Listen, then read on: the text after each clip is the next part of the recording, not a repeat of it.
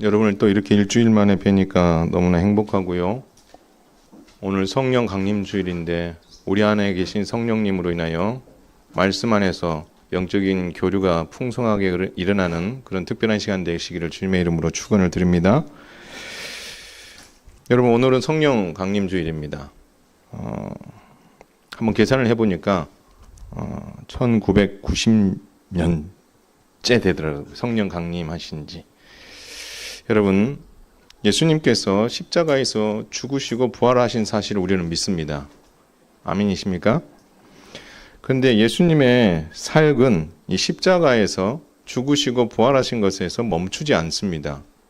그분은 승천하셨고 약속하신 성령을 보내어 주심으로 그 사역이 계속해서 연속되고 있다라는 것을 우리는 믿습니다. 그렇기 때문에 오늘 우리는 예수님께서 부활하신 이후 50일째 되는 성령 강림절을 특별히 지키고 있다라는 것입니다. 그럼 이 성령께서 강림하신 날 무슨 일이 일어났을까요? 여러 가지 일이 일어났지만 그 중에 하나가 바로 베드로의 설교를 듣고 많은 유대인들이 회심하는 기적이 일어나게 되는 거죠. 여기서는 두 가지가 일어납니다. 하나는 예수님의 십자가의 죽음과 부활이라는 복음이 전해졌다는 것.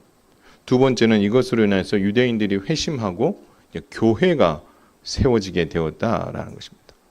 그렇기 때문에 성령 강림 주일은 교회의 생일입니다. 그리고 지상명령이신 예수님을 증언하는 삶을 실천하며 복음 전파의 새 길이 열린 그런 특별한 날이기도 합니다. 그렇다면 오늘 이렇게 성령 강림 주일인 오늘 특별한 이 날에 성령의 사람이었던 이 바울은 자신을 공격하는 유대인들 세력들과 당시 유대를 총괄하는 총독 앞에서 성령의 사람 바울은 어떤 믿음의 모습을 보여주었는지, 그리고 그는 어떻게 그렇게 살아갈 수 있었는지, 그 힘의 원동력은 어디인지를 한번 살펴보도록 하겠습니다. 한번 따라서 합니다. 바울은 성령님의 능력으로 끝까지 예수님의 증인의 삶을 살았습니다. 믿으시기 바랍니다. 그의 능력이 아닙니다. 누구의 능력이요? 성령님의 능력이라는 것입니다. 여러분, 예루살렘에서 5차 산헤드린 공회가 열렸었습니다. 그 자리에서 바울이 예수님의 부활을 증언합니다. 그것으로 인하여서 바울을 죽이기 위해서 마음이 하나가 되었던 사두개파, 바리새파가 둘로 쪼개지게 됩니다. 부활을 믿지 않았던 사두개파, 부활을 믿었던 바리새파가 예수님을, 바울을 죽이는 일에는 하나가 되었다가 바로 이 부활에 대한 진리가 선포되어지자 두 사이가 어떻게 갈라지고 결국 5차 산헤드린 공회 재판이 패회하고 말았습니다. 여러분, 바울을 죽이고자 했었던 그들이 공회가 패회됐다고 해서 이제 끝났다 생각했을까요? 그렇지 않습니다. 유대인들은 다시 공회를 열 계획을 세웁니다. 그리고 이 일로 인하여서 생긴 암살단이 있었어요. 내가 바울을 죽이기 전에는 먹지도 않고 마시지도 않겠다라고 작정한 40명의 사람이 있었어요. 이 암살단을 사용해서 동원시켜서 죽이는 게 어떻겠는가, 그 계획을 세우는 거죠. 근데 여러분, 이 계획이 금방 들통이 납니다. 그러자 로마의 천부장이라는 직책을 가진 장군이 있었는데 이 로마의 천부장이 로마 군인 470명을 동원해서 이 예루살렘에서 북서쪽에 있는 가이사랴, 이 가이사랴에는 로마 총독이 와 있습니다. 왜 로마 총독이 예루살렘에 있지 않고 가이사랴에 가 있습니까? 여러분, 예루살렘을 존중해 주고 예루살렘이 성전에 대해서 얼마나 민감한지 이것을 너무나 잘 알았기 때문에 존중하고 또 보호하기 위해서 가이사랴에 머물고 있었습니다. 그래서 이 천부장이 이 가이사랴에 있는 총독에게 이 바울을 피하도록 도와주었던 것입니다. 이때부터 바울이 이 로마 총독의 보호 아래 있게 됩니다. 약 한 2년 정도 있게 되는데요. 근데 이 2년 정도 있는 동안에 계속해서 유대인들은 바울을 죽이려고 공격을 하게 되고, 바울은 로마 총독의 보호 아래 있기 때문에 그것을 이용해서 어떻게 해서든지 그 위기를 넘기려고 합니다. 그러나 이 과정에서 바울은 여러 차례 유대인들과 총독 앞에 설 기회가 있었어요. 그 기회 때에 바울은 무엇을 이야기했는지 한번 살펴볼 필요가 있다라는 것입니다. 그리고 그것을 이야기할 때에 그는 어떻게 그런 이야기를 서슴없이 할 수 있었는가를, 그 힘이 어디에서 나왔는지를 한번 살펴보고자 합니다. 여러분, 아니나 다를까 5일 후에 대제사장이었던 아나니아와 그리고 장로들, 그리고 변호사인 더둘로라는 이 변호사를 데리고 함께 이 총독을 찾아왔습니다. 총독에게 찾아와서 총독의 통치를 찬사하고 그리고 바울을 고발합니다. 바울을 뭐라고 고발하냐면요, 이렇게 고발. 바울은 전염병 같은 사람입니다. 그리고 바울은 온 천하에 흩어진 유대인들을 소요하게 만든 장본입니다. 유대인들이 왜 각 지역에서 이렇게 밀란과 같은 그 문제를 일으키는 줄 아십니까? 그 문제의 장본인이 바로 이 바울이라는 사람입니다. 그렇게 이야기합니다. 그리고 그는 나사렛 이단의 우두머리이고 우리가 그렇게 소중하게 여기는 성전을 더럽혔던 그런 사람입니다. 라고 고발을 하게 되는 거죠. 여러분, 이 이야기를 들은 바울이 총독 앞에서 자신을 변론을 하게 됩니다. 여러분, 내용을 다 다룰 수 없지만 한마디로 요약하면 바울은 유대인들이 자신을 고발한 그 고발은 거짓 증언이다라는 것입니다. 자신이 예루살렘에 올라갔을 때에 무슨 행동을 했고 그 12일의 시간 동안 무엇을 했는지 그들은 보지도 못했고 알지도 못했는데 그냥 내가 싫어서 고발한 것뿐입니다. 논리적으로 그들이 주장하는 바가 맞지 않습니다라고 반박합니다. 그리고 그들이 정말 나를 그렇게 미워하고 고발하는 가장 큰 이유는 한 가지가 있습니다. 그게 바로 뭐냐면 바울 자신이 누구를 전했기 때문에? 예수님. 그렇게 하면 50점입니다. 어떤 예수님? 예, 그렇습니다. 부활하신 예수님. 다른 게 아닙니다.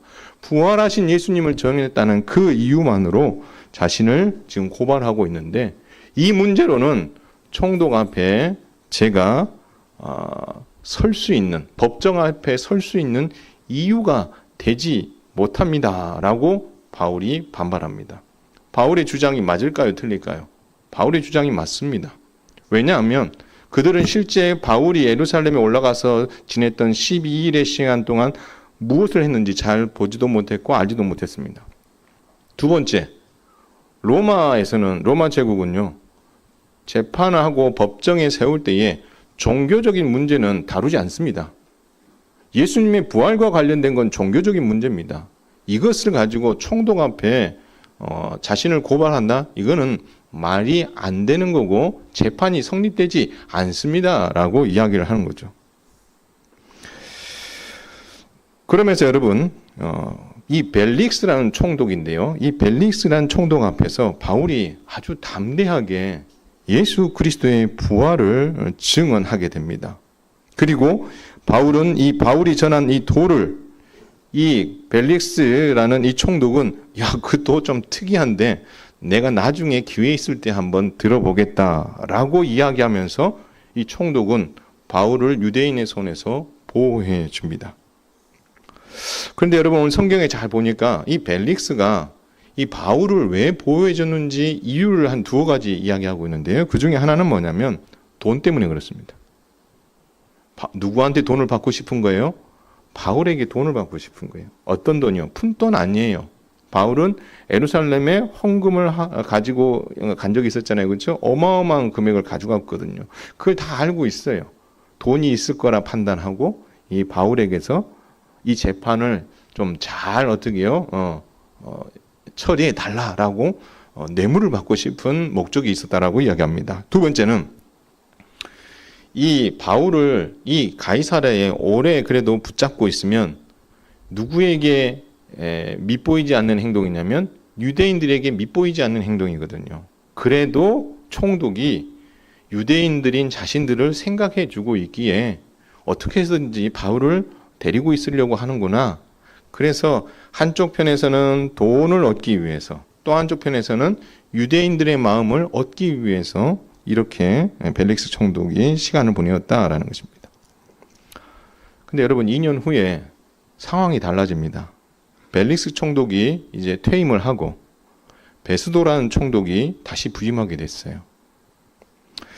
여러분 근데 이 베스도라는 총독은 부임한 지 3일 만에 곧장 어디로 내려가냐면 예루살렘으로 내려갑니다.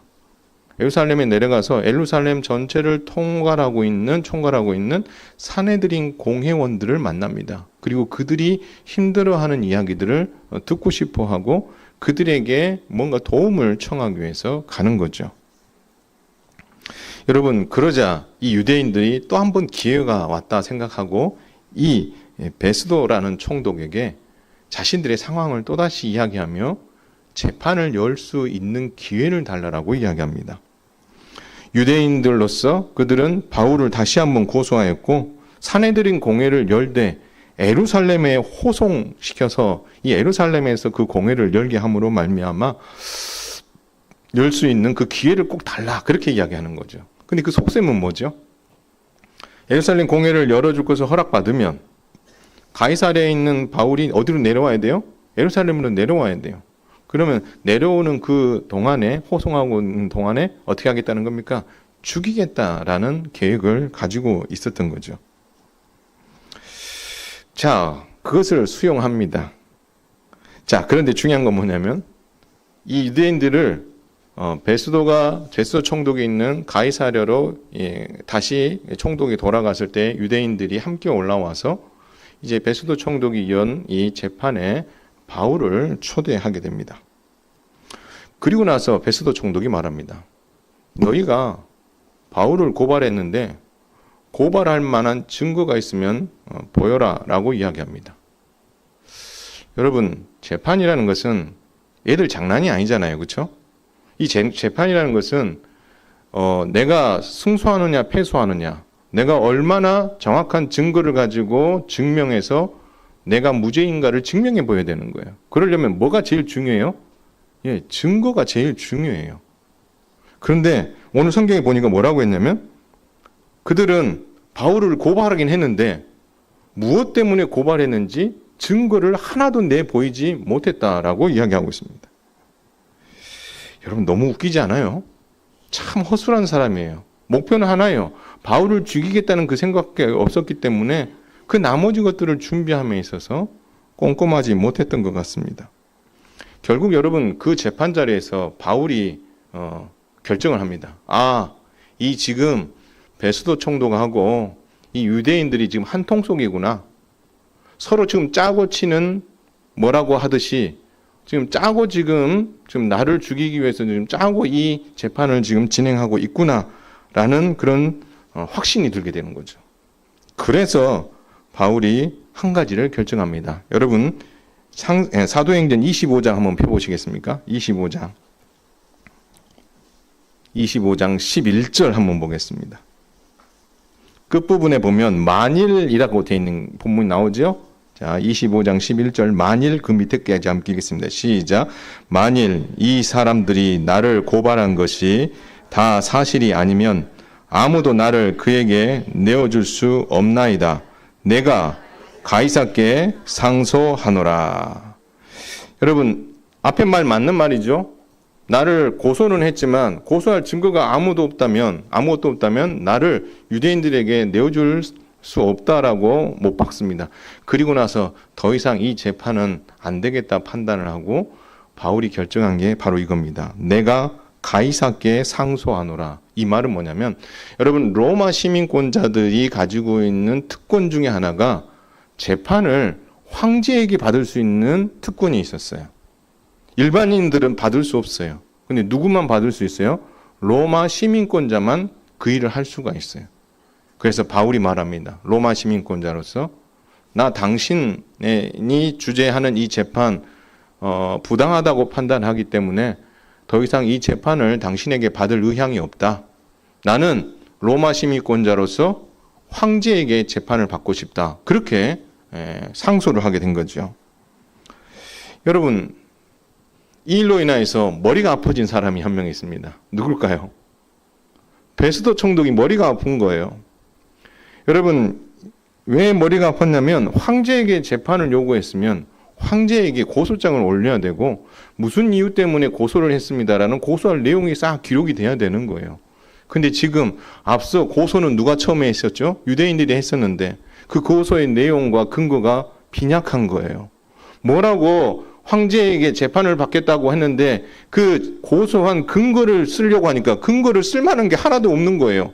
그러면 괜한 걸 올렸다가 누가 대래 피해를 볼 수 있는 거예요? 총독인 자신이 피해를 볼 수 있는 거예요. 그것 때문에 머리가 아픈 거죠. 성경에는 뭐라고 되어 있냐면 바울은 사형을 시킬 만한 죄를 범하지 않았다. 이걸 누가 알고 있어요? 총독도 알고 있어요. 또 종교적인 이유로 고소했기 때문에 이것은 황제가 관여해야 할 사항이 아니다라는 것을 너무나 잘 알고 있는 거예요. 그러니 이거 잘못 고소장 올렸다가는 도리어 자기에게 큰 피해가 오겠다라는 생각이 들어 많은 고민을 하게 되었다라는 것입니다. 여러분, 그러다 보니 유대인에 대해서 좀 잘 알고 있는 사람이 한 명 있었어요. 그 사람이 누구냐면 한번 따라서 하겠습니다. 아그리빠 왕. 예, 아그리빠 왕이라는 사람이 유대인들에 대해서 좀 참 잘 알고 있는 사람이 있었어요. 그래서 이 아그리빠 왕을 어떻게 해요? 예, 도움을 청합니다. 좀 와달라. 내가 지금 재판을 열려고 하는데 너가 와서 지금 이 상황에 이 고소할 만한 내용이 있는지를 한번 좀 살펴봐 주면 좋겠다. 그렇게 이야기를 하는 거예요.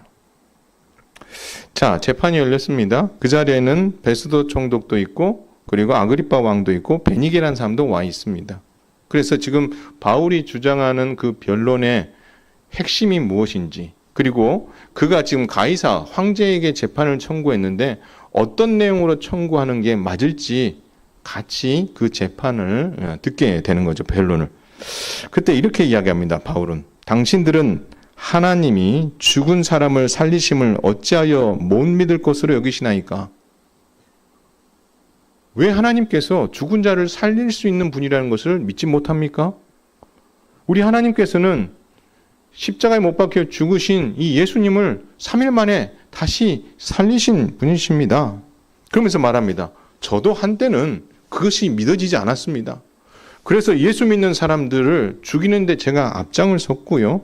부활을 믿지 않았을 뿐만 아니라 내가 사내들인 공회에 개와 같은 삶을 살아서 그들이 주는 권세와 공문과 그 권력을 가지고 내가 예수 믿는 사람들을 어떻게 잡으러 다니고 감옥에 쳐넣는 그 일에 내가 앞장섰던 사람입니다. 그렇게 한 가장 큰 이유가 저 역시도 부활을 믿지 않았기 때문에 그렇습니다.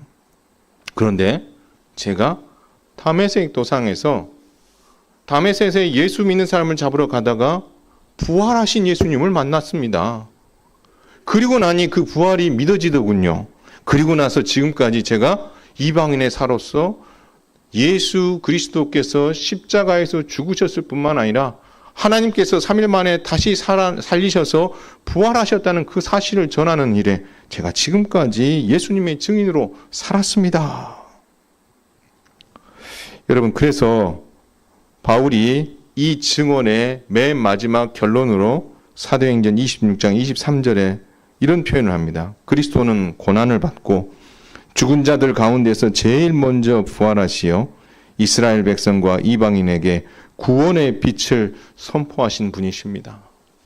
예수님은 죽어 마땅한 인생들에게 십자가에서 죽으시고 부활하심으로 말미암아 유대인들만이 아니라 이방인들, 이 말을 듣고 있는 당신들을 어떻게 해요? 구원하여 생명의 빛을 얻게 하고자 우리에게 찾아오신 구원자이십니다. 라는 그 메시지를 마지막으로 결론지어 딱 설명을 한 거죠. 여러분, 이 증언을 들었어요. 그랬더니 베스도 총독과 아그리빠 왕이 어떤 반응을 보였을까요? 여러분, 베스도 총독은 이런 반응을 봅니다. 바울아, 내가 미쳤도다. 내 많은 학문이 너를 미치게 하는도다. 이 말은 돌려 말하면 세상에 부활이 어딨어? 세상에 사람이 다시 살아난다는 게 어딨어?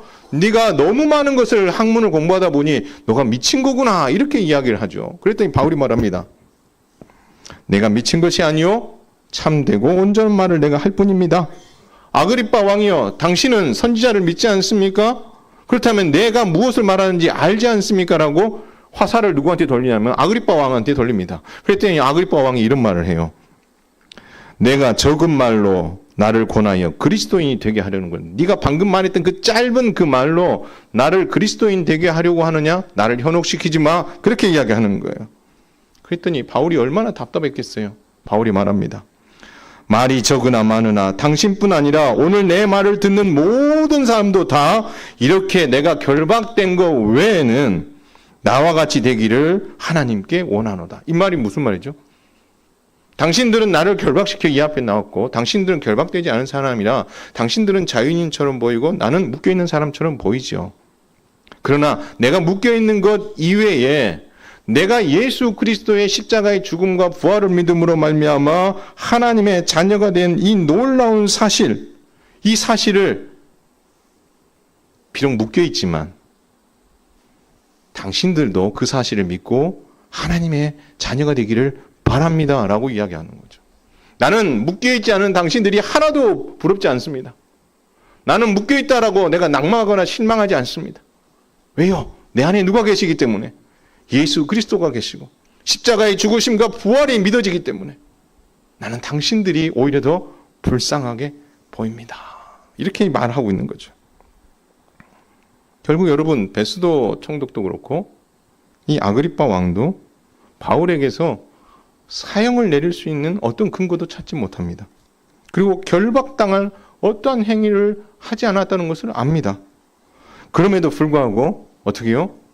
황제에게 상소했기 때문에 그를 로마로 보내주기로 결정을 하게 됩니다. 결국 여러분 이 재판을 통해서 결정난 게 무엇입니까? 바울이 죄수가 되었고 죄수 이송선을 타고 어디로 가게 됩니까? 로마로 향하게 되는 이야기가 27장, 28장에 나오는 거죠. 결국 여러분 바울이 로마에 도착해서 한 일이 무엇입니까? 가택연금 당합니다. 가택연금을 당하지만 그에게는 시간과 자유가 주어져 있었어요. 그래서 때와 시간을 가리지 않고 자기를 만나러 오는 모든 사람들에게 무엇을 했습니까? 나 좀 이 가택연금에서 좀 풀어주게 좀 힘 좀 써봐. 이런 얘기를 한 게 아니죠. 가택연금 가운데 있었지만 그는 무엇을 정했어요? 하나님 나라를 증언했어요. 예수님의 십자가의 죽으심과 부활을 증언한 거죠. 이 말은 앞서 베스도 총독과 아그리빠 왕 앞에서 나는 비록 당신들 앞에서 묶여 있지만 내 안에 있는 예수님의 십자가와 부활에 대한 이 소망이 당신들은 묶여 있지 않음으로 해서 누리는 그 기쁨보다 비교할 수 없는 큰 기쁨을 누리듯 여러분 그는 가택연금 가운데 있었지만 하나님 나라와 모세의 율법과 선지자의 글을 잘 설명해서 예수님이 어떠한 분인가를 어떻게 해요? 정확하게 가르치는 일에 그는 열심을 내었다라고 성경이 기록하고 있다라는 것입니다. 사랑하는 성도 여러분, 오늘 사도행전 24장에서 28장까지의 내용을 쭉 보면 바울이 지금 처해 있는 상황은 결코 녹록한 상황이 아닙니다. 생명의 위협이 있습니다.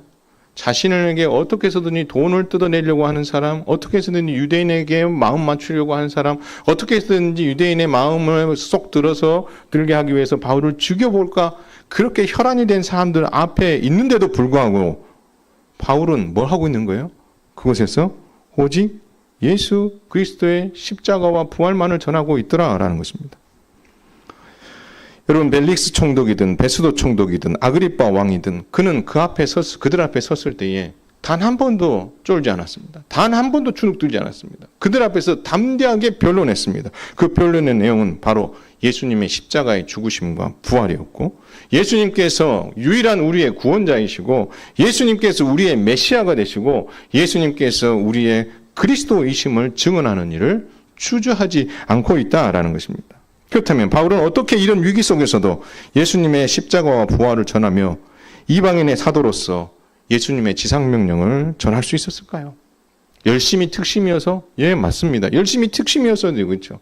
두 번째, 그 사람은 완전히 물불 가리지 않고 자기가 하고 싶은 일은 마음대로 하는 사람이기 때문에 그가 이렇게 할 수 있었을까요?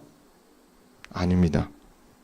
그가 그렇게 험악한 상황에 놓여 있고 재판석에 서 있고 불합리한 공격을 당하는 그 순간에도 예수 십자가와 부활을 전할 수 있었던 가장 큰 이유는 한번 따라하겠습니다. 성령님 때문이다. 믿으시기 바랍니다. 누가 그 안에 계신 거예요? 성령님께서 바울 안에 계신 거예요. 사도행전 1장 8절에 보면 오직 성령이 너희에게 임하시면 너희가 무엇을 받고요? 권능을 받고 예루살렘과 온 유대와 사마리아와 땅끝까지 이르러 뭐가 된다고 그랬습니까? 내 증인이 되리라. 이건 예언이기도 하고 명령이기도 해요. 근데 중요한 게 뭡니까?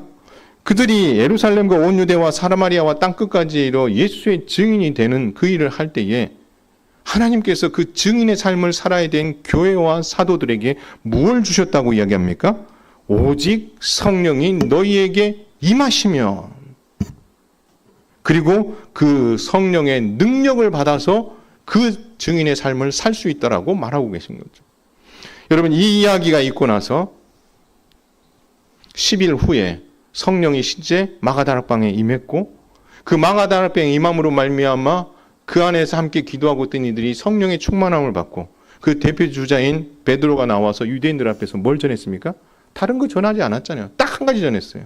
그 전한 게 바울이 오늘 정한 내용과 똑같은 거죠. 뭡니까? 예수님께서 십자가에 못 박혀 죽으셨다는 사실과 3일 만에 다시 살아나셨다는 사실.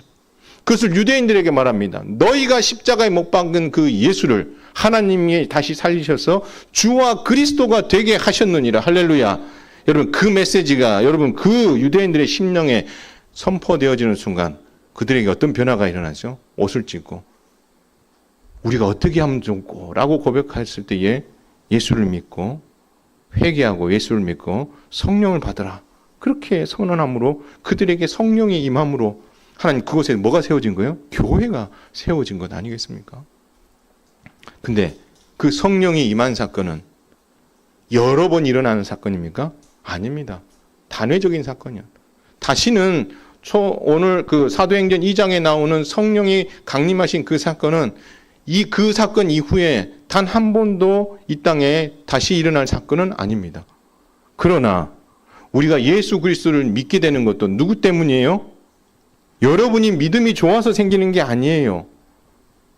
여러분 안에 누가 먼저 찾아가셨어요? 성령께서 찾아가셨어요. 여러분이 예수를 믿기 전에 어떤 상황이라 했어요?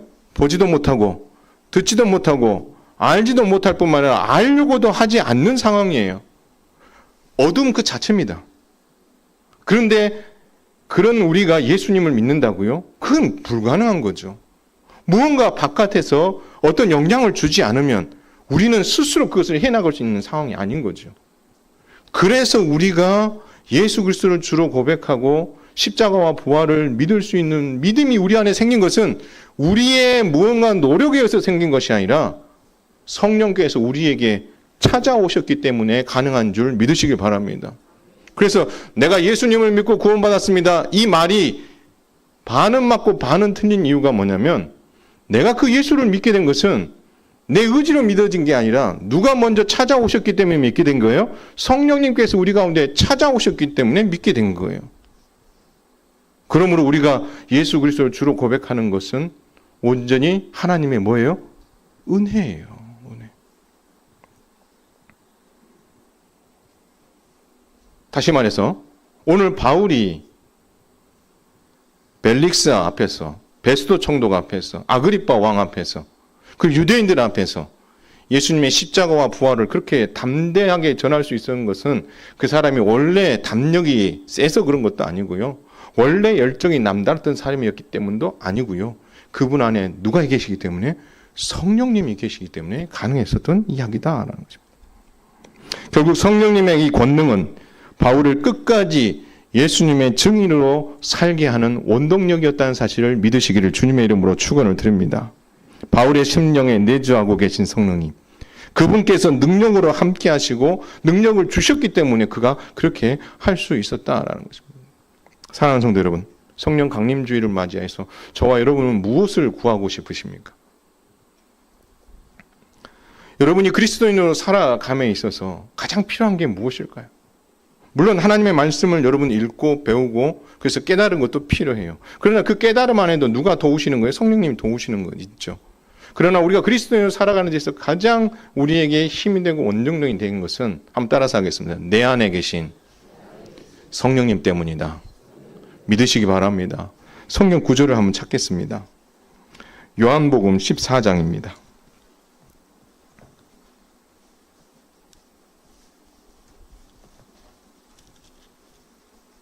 17절에서 11절. 한번 17절에서 18절 한번 읽겠습니다. 시작. 그는 진리의 영이라 세상은 능히 그를 받지 못하나니 이는 그를 보지도 못하고 알지도 못함이라. 그러나 너희는 그를 아나니 그는 너희와 함께 거하심이요 또 너희 속에 계시겠습니다.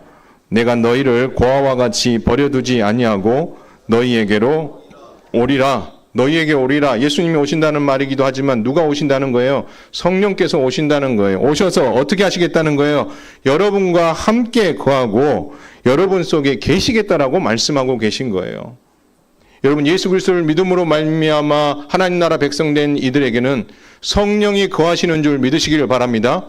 여러분이 성령의 전이에요. 여러분이 성령의 전이라고. 여러분 안에 누가 계신다고요? 성령님이 계신다. 그리고 그 성령님이 떠나신다고 했습니까? 떠나지 않는다고 하셨어요? 떠나지 않고 고아와 같이 버려두지 아니하고 끝까지 함께해 주시겠다라고 말씀하고 있는 거예요. 우리 부모들은 우리 자녀들에게 나이가 되고 연약해지면 어떻게 해요? 떠날 수밖에 없지만 우리 안에 영원히 거하시는 성령님은 떠나지 않으시는 거예요. 여러분 그 바로 뒷절 26절 한번 읽겠습니다. 읽겠습니다. 시작. 보혜사 곧 아버지께서 내 이름으로 보내실 성령 그가 너희에게 모든 것을 가르치고 내가 너희에게 말한 모든 것을 생각나게 하리라. 오늘 바울이 예수 십자가의 죽으심과 부활을 전한 것은 그가 놀라운 어떤 다메섹 도상에서의 체험도 있었지만 그 안에 계신 성령님께서 뭐 하게 하신 거예요? 생각나게 하시는 거예요. 뭘 생각나게 하신 거예요? 내가 너희에게 말한 모든 것, 그 모든 것 안에는 뭐가 들어가 있는 거예요? 예수님의 십자가의 죽으심과 부활까지도 포함되어 있는 거예요. 그것을 어떻게 한다는 거예요? 생각나게 할 뿐만 아니라 선포하게 해주신다라고 말씀하고 있는 거예요. 7월 2일 날 우리 전도 집회를 하려고 합니다. 여러분 이 집회를 통해서 복음이 전해지고 또 여러분이 예수님을 꼭 그분이 예수님을 믿어야 되겠다고 생각하는 분들에게 그날 초청도 하시고 하실 거예요. 여러분 하셔야 될 일이 두 가지가 있어요. 하나, 첫 번째 성령님을 의지하고 그분을 위해서 기도하시는 일을 하셔야 돼요. 그 기도 안에는 뭐가 있어요? 하나님 그분이 예수님을 믿을 수 있도록 그 마음속에 하나님 찾아가 주시고 또 그 말씀을 들을 때에 귀담아 들으며 믿음으로 예수를 고백할 수 있는 기적이 일어나게 해주시고 또 뭘 기도할 수 있습니까? 하나님 그날에 복음을 들으러 나오는 그 시간에 어렵거나 급한 일이 생기지 않도록 하나님 도와주시옵소서. 기도해야 되는 거죠. 그리고 말씀을 전할 저에게 그리고 이 모든 것들을 초청한 여러분의 심령 안에 하나님의 구원이 오늘 그 사람에게 임하기를 간절히 바라는 마음으로 함께 기도하는 것. 누구의 힘을 힘입어서? 성령님의 힘을 힘입어서. 마지막 한 구절만 찾겠습니다. 로마서 8장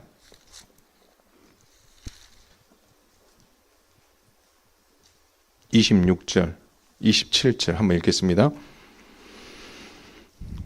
이와 같이 성령도 우리의 연약함을 도우시나니 우리는 마땅히 기도할 바를 알지 못하나 오직 성령이 말할 수 없는 탄식으로 우리를 위하여 친히 간구하시느니라. 마음을 살피시는 이가 성령의 생각을 아시나니 이는 성령이 하나님의 뜻대로 성도를 위하여 간구하심이라. 여러분 바울이 그렇게 능력 있게 예수의 십자가와 부활을 전할 수 있었던 건 그 안에 계신 성령께서 뭐 하고 있다는 거예요? 말할 수 없는 탄식으로 우리를 위해서 뭐하고 계신다? 친히 간구하고 계시다. 그 앞에 설 때까지 바울이라고 두렵지 않겠습니까? 그 권세들 앞에 두렵지 않겠어요? 그 당시 유대를 어떻게 쥐락펴락하는 사람들 아닙니까?